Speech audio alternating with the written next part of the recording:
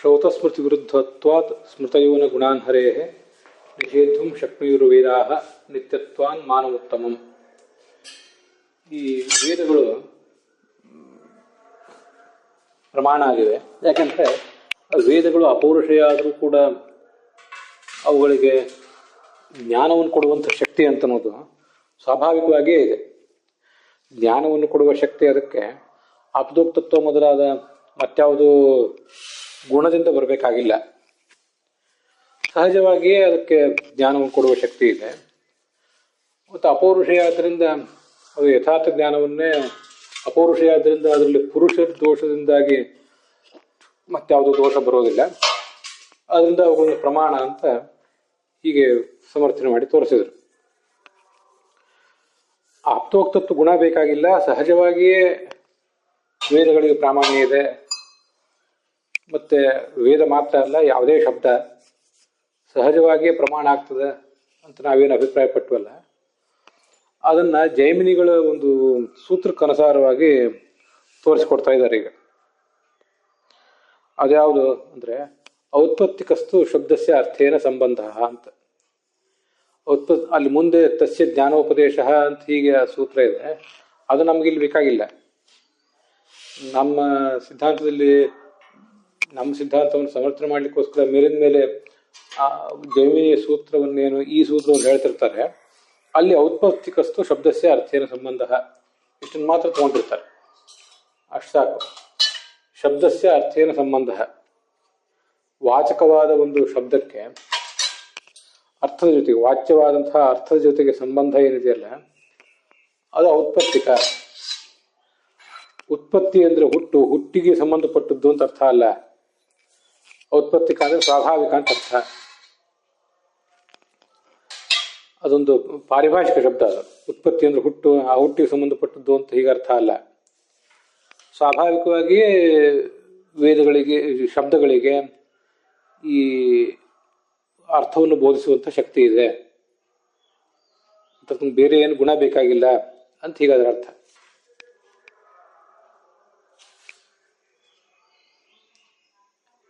ಉಕ್ತಂಚ ಜೈಮಿನಿ ಸೂತ್ರ, ಈ ಸೂತ್ರದಲ್ಲಿ ಅದನ್ನು ಹೇಳಿದ್ದಾರೆ. ಮತ್ತೆ ವೇದಾಹ ಇತ್ಯುಕ್ತ್ಯ, ಆಚಾರ್ಯರು ವೇದಾಹ ಅಂತ ಶಬ್ದ ಪ್ರಯೋಗ ಮಾಡಿದ್ದಾರೆ, ಶ್ರುತಿಗೆ ಅಂತ ಶಬ್ದ ಪ್ರಯೋಗ ಮಾಡಲಿಲ್ಲ. ವೇದಾಹ ಅನ್ನೋದ್ರ ಮೂಲಕ ನಾವು ಈಗಾಗಲೇ ಹಿಂದೆ ಹೇಳಿದಂತೆ ಈ ವೇದಾಹ್ಯ ವೈನಂ ವೇದಯಂತಿ ತಸ್ಮಾದ ವೇದ ಐತಿ ಅಂತ, ವೇದಗಳೇ ಅವನನ್ನು ತಿಳಿಸೋದು.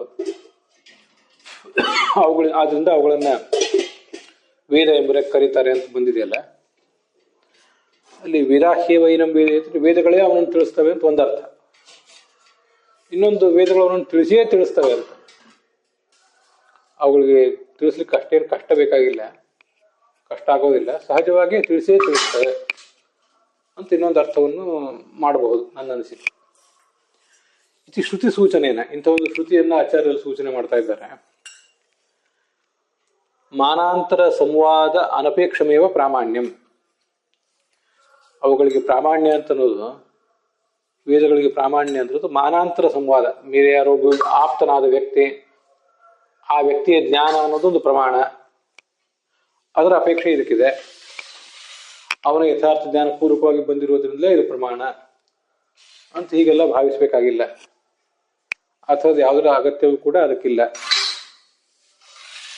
ಪ್ರಾಮಾಣ್ಯ ಮಿತಿ ಸೂಚಿತಂ, ಹೀಗೆ ಅದನ್ನ ಸೂಚನೆ ಮಾಡ್ತಾ ಇದ್ದಾರೆ.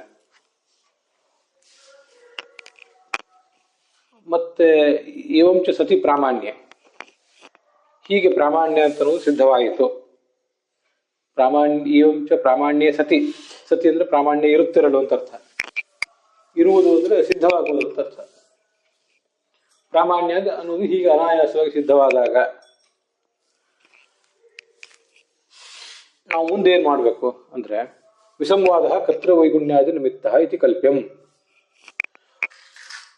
ಪ್ರಾಮಾಣ್ಯ ಮೊದಲು ತೀರ್ಮಾನ ಆದಮೇಲೆ ವೇದದಲ್ಲಿದ್ದದನ್ನ ಆಚರಣೆ ಮಾಡಿದರೂ ಕೂಡ ಕೆಲವು ಕಡೆ ಫಲ ಸಿಗದೇ ಇರುವುದು ಅಂತಿದೆಯಲ್ಲ, ಅದನ್ನ ವಿಸಂವಾದ ಅಂತ ಹೇಳ್ತಾರೆ. ಸಂವಾದ ಅಂದ್ರೆ ಸಮಾನತೆ, ಅಂದ್ರೆ ಇಲ್ಲಿ ಹೇಳಿದಂತೆ ಅಲ್ಲಿ ಕಾಣೋದು. ವಿಸಂವಾದ ಅಂದ್ರೆ ಕಾಣದೇ ಇರೋದು. ಇಲ್ಲಿ ಹೇಳಿರೋದೊಂದು, ಅಲ್ಲಿ ಆಗಿರೋದು ಮತ್ತೊಂದು. ಇಂಥದನ್ನೇ ವಿಸಂವಾದ ಅಂತ ಅನ್ಬಹುದು. ಸರಿಯಾ? ಅಂಥ ವಿಸಂವಾದ ಅನ್ನೋದು ಬಂದಿದೆಯಲ್ಲ, ಅದು ಯಾಕೆ ಅಂತ ಪ್ರಶ್ನೆ ಬರ್ಬೋದಲ್ಲ.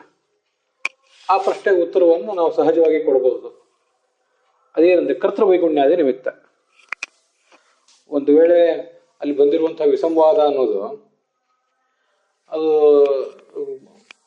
ಯಾಕೇನು ಪ್ರಶ್ನೆ ನಾವು ಚರ್ಚೆ ಕೈ ತಗೊಂಡಾಗ ಶಾಸ್ತ್ರವೇ ಪ್ರಮಾಣ ಅಲ್ಲದೆ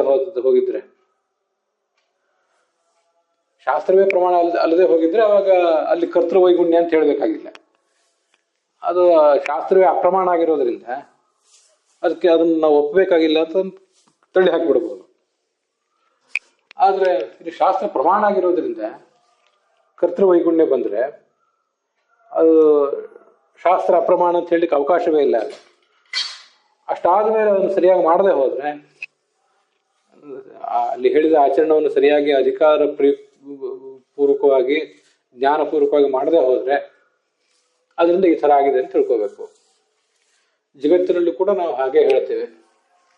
ಯಾವುದಾದ್ರೂ ಒಂದು ಕೃಷಿಯಿಂದ ಫಲ ಸಿಗ್ತದೆ ಅಂತ ಸಿದ್ಧವಾದ ಸಂಗತಿ.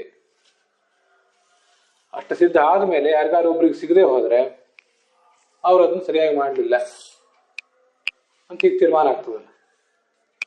ಅದನ್ನು ಕೃಷಿಯಿಂದ ಫಲ ಸಿಗ್ತದೆ ಅಂತ ಸಿಗೋದಿಲ್ಲ ಅಂತ ಮತ್ತೆ ಯಾರು ಅಲ್ಲಿ ವಿವಾದ ಮಾಡಬೇಕಾಗಿಲ್ಲ. ಯಾಕಂದ್ರೆ ಸಿಗ್ತದೆ ಅಂತ ತೀರ್ಮಾನ ಆಗಿ ಹೋಗಿದೆ. ಅನೇಕ ಜನ ಅದನ್ನು ಪಡ್ಕೊಂಡಿದ್ದಾರೆ ಫಲವನ್ನು. ಅನೇಕ ಜನ ಅದನ್ನು ಪಡ್ಕೊಂಡಿದ್ದ ಮೇಲೆ ಯಾರಿಗಾರು ಒಬ್ರಿಗೆ ಸಿಗದೆ ಹೋದರೆ ಅದು ಅವರ ಅಪ್ರಯತ್ನದಿಂದ, ಅವರ ಅದಕ್ಷತೆಯಿಂದ ಅದು ಆ ಥರ ಆಗಿದೆ ಅಂತ ತೀರ್ಮಾನ ಆಗ್ತದೆ. ಅದು ಹೇಗೋ ಹಾಗೆ ಇಲ್ಲೂ ಕೂಡ ಕರ್ತೃವೈಗುಣ್ಯಾದಿ ನಿಮಿತ್ತ. ಕರ್ತೃವೈಗುಣ್ಯ ಅಥವಾ ಕರ್ತೃದ ಸರಿಯಾಗಿ ಮಾಡಿದ್ದಾನೆ, ಅವನ ಪ್ರಾರಬ್ಧ ಕರ್ಮ ಇನ್ನೂ ಸಬದಿಲ್ಲ, ಈಗಲೇ ಏನೇನೋ ಹೇಳ್ತೀವಿ ನೂರಾರು ಸಂಗತಿ. ವೈಗುಣ್ಯಾಧಿಕೃತ ಇತಿ ಕಲ್ಪ್ಯಂ, ಹೀಗೆ ಕಲ್ಪನೆ ಮಾಡಬೇಕಾಗ್ತದೆ, ಹೀಗೆ ಅದನ್ನು ಹೊಂದಿಸ್ಬೇಕಾಗ್ತದೆ ಅಂತ ಅರ್ಥ. ಯಾಕೆಂದ್ರೆ ಅಧಿಕಾರಿನ ಫಲೋಪಲಂಭಾತ್, ನೀವು ಫಲ ಸಿಕ್ಕಿಲ್ಲದೆ ಇರಬಹುದು, ಅಧಿಕಾರಿಗಳಿಗೆ ಫಲ ಸಿಕ್ಕಿದೆಯಲ್ಲ.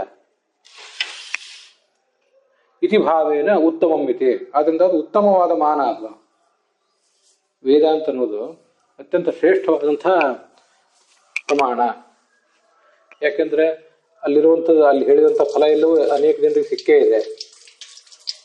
ಅದರಿಂದ ಫಲದ ದೃಷ್ಟಿಯಿಂದಲೂ, ಅಲ್ಲಿ ಹೇಳಿರುವಂಥ ಫಲದ ದೃಷ್ಟಿಯಿಂದಲೂ ಅದು ಪ್ರತಿಪಾದನೆ ಮಾಡ್ತಿರುವಂಥ ವಿಷಯ ಅಂದರೆ ಪರಬ್ರಹ್ಮ, ಅವನು ಉತ್ತಮ. ಎಲ್ಲ ಕಾರಣದಿಂದಲೂ ಅದು ಉತ್ತಮವಾದಂಥ ಮಾನವಾಗಿದೆ. ಅಂದ್ರೆ ಅದರಿಂದ ಆ ವೇದದ ಪ್ರಾಮಾಣ್ಯದ ಬಗ್ಗೆ ಸಂಶಯ ಇಲ್ಲ ಅಂತ ಅಭಿಪ್ರಾಯ. ಶಬ್ದಸ್ಯ ಘಟಃ ಪಟಃ ಇತ್ಯಾದಿ ಶಬ್ದಗಳಿಗೆ ಅರ್ಥೇನ ತಮ್ಮ ವಾಚ್ಯವಾದಂಥ ಘಟ ಪಟ ಮೊದಲಾದ ಅರ್ಥಗಳ ಜೊತೆಗೆ ಸ್ವಾಭಾವಿಕ ಸಂಬಂಧ, ಸಹಜವಾಗಿಯೇ ಸಂಬಂಧವಿದೆ. ಸಂಬಂಧ ಅಂದರೆ ವಾಚಕತ್ವ ಸಂಬಂಧ,